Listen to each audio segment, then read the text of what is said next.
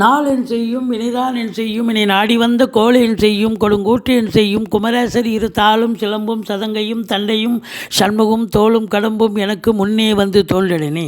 உலகெங்கிலும் வாழ்ந்து கொண்டிருக்கும் புது வசந்தம் டிவி நேயர்களுக்கு சைதை ராஜாவின் அன்பான வணக்கங்கள். நாம் இப்பொழுது இந்த எபிசோடில் வார ராசி பலன்கள் வாக்கிய பஞ்சாங்க அடிப்படையில் ஜனவரி 29 முதல் பிப்ரவரி 4 வரைக்கும் உள்ளடக்கிய நாட்களுக்கு கிரகங்கள் ஒவ்வொரு ராசிக்கும் எப்பேற்பட்ட பலன்களை வழங்கப் போகிறது என்பதை பார்க்கலாம் வாங்க. இந்த வாரம் முழுவதும் தேய்பிறை நாட்களே. கடக ராசியில் பிறந்தவர்களுக்கு இந்த வாரம் எப்படி இருக்க போகுது அப்படின்னு பார்த்தீங்கன்னா, புனர்பூசம் 4ஆம் பாதம் பூசம் ஆயில்ய நட்சத்திரம் உள்ளடக்கியது. இந்த கடக ராசியில் பிறந்த அன்பர்கள் கடல் கடந்து போகிறதுக்கான வாய்ப்புகள் உங்கள் ஜனனகால தசாபுத்தி அடிப்படையில் இருக்கும் பட்சத்தில் இந்த வாரம் உங்களை வெளிநாட்டுக்கு அனுப்பி வைக்கும். பொருளாதாரத்தில் நல்ல ஒரு சிறப்பான ஒரு அம்சத்தை பார்க்க போகிறீர்கள்.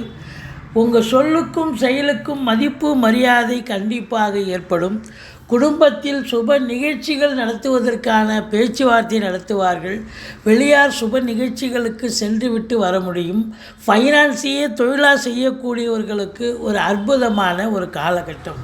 வாக்கினை தொழிலாக கொண்டு செயல்படும் இந்த ராசி அன்பர்கள், அதாவது ஆசிரியர் பெருமக்கள், ஜோதிடர்கள், வழக்கறிஞர்கள், இது போன்ற அன்பர்களுக்கு பார்த்திங்கன்னு சொன்னால் சிறப்பான ஒரு வாரம். தன்னுடைய திறமையை வெளிப்படுத்தி ரெகக்னேஷன் கிடைக்கக்கூடிய ஒரு அமைப்பு இருக்குது. ரெமுனரேஷனும் கண்டிப்பாக கிடைக்கும்.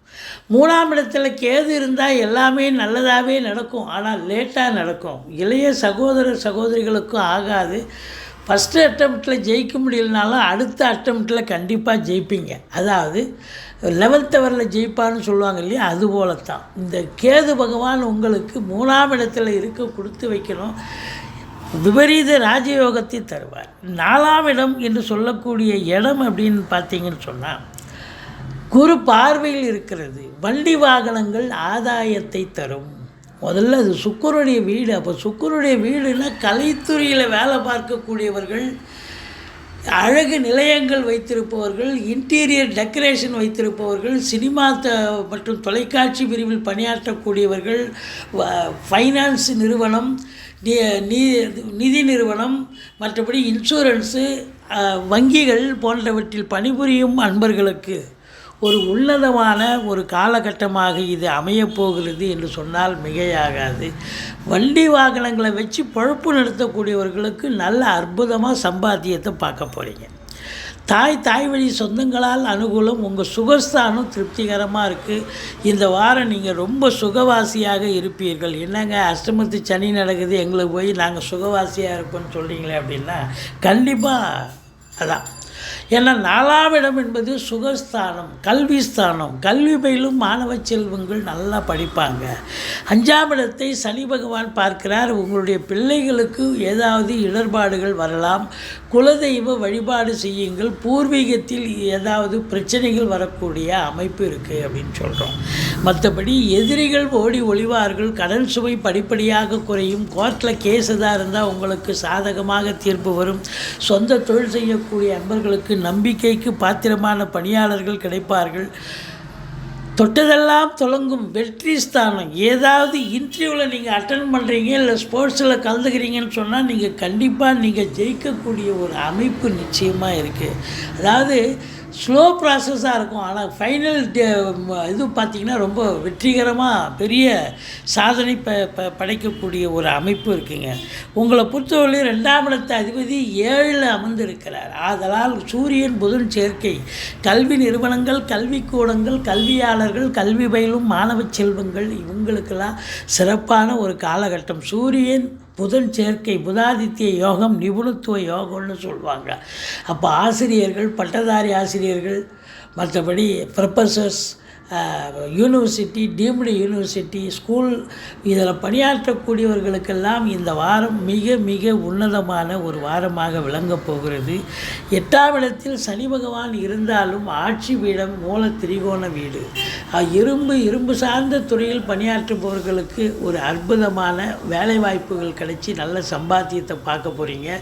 வாழ்க்கை துணைக்கும் உங்களுக்கும் கருத்து வேறுபாடு வரும ஒழிய வாழ்க்கை துணை அல்லது மனைவியால் யோக பாக்கியங்கள் கிடைக்கக்கூடிய ஒரு அற்புதமான ஒரு வாரம்.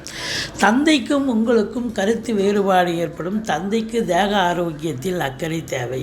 வெளிநாடு செல்லவிருக்கும் அன்பர்கள் தாராளமாக செல்லலாம். உள்நாட்டு வாணிபம், வெளிநாட்டு வாணிபம், ஏற்றுமதி இறக்குமதியாளர்கள், ஷேர் மார்க்கெட்டில் இன்வெஸ்ட் பண்ணுறவங்க, ஸ்பெக்குலேஷன் பண்ணுறவங்க, ஆன்லைன் பிஸ்னஸ் பண்ணுறவங்க, ஹோட்டல் பிஸ்னஸ் பண்ணுறவங்க, இவங்களுக்கெல்லாம் ரொம்ப சிறப்பாக இருக்கும். அதாவது இந்த டூரிஸ்ட்டு பிளேஸில் இந்த லாட்ஜி இது மாதிரி கட்டி அதை ரெண்ட்டுக்கு இது பண்ணுறவங்க, அதில் ஷாப்பிங் காம்ப்ளெக்ஸ் வச்சுருக்கிறவங்க, கடைகள் வச்சு நடத்தக்கூடியவர்கள், நடைபாதை வியாபாரிகளாக கூட இருக்கலாம்.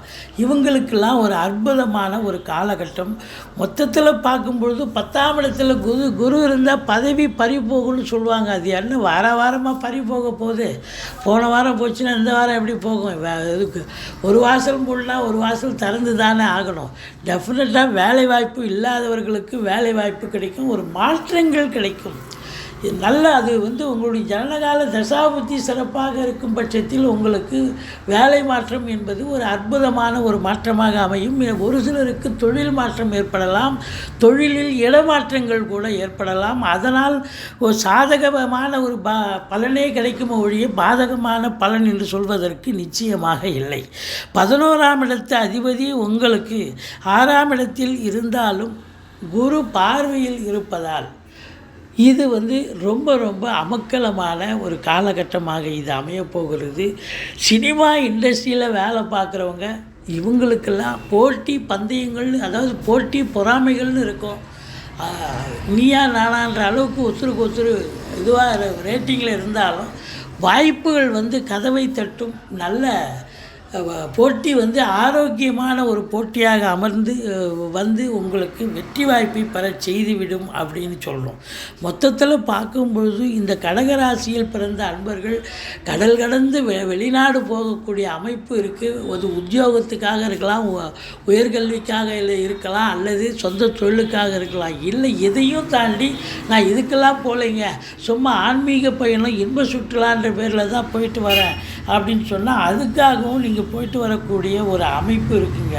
மொத்தத்தில் பார்க்கும் பொழுது இந்த ராசியில் பிறந்த அன்பர்கள் நீங்கள் வணங்க வேண்டிய தெய்வம் அப்படின்னு பார்த்தீங்கன்னா துர்க்கையை வழிபாடு செய்யுங்கள், முருகப்பெருமானை வணங்குங்கள். ஏன்னா முருகன் உங்களுக்கு அதை செவ்வாய் பரிவர்த்தனை யோகத்தில் ஆட்சி பெறுகிறார். காவல்துறை, தீயணைப்புத்துறை, மருத்துவத்துறை, இராணுவத்துறை, உயர்கல்வி போன்ற துறையில் பணிபுரியும் அன்பர்கள் ரொம்ப அமக்கலமாக இருப்பீங்க. நல்ல பேர் எடுக்கக்கூடிய காலகட்டம்.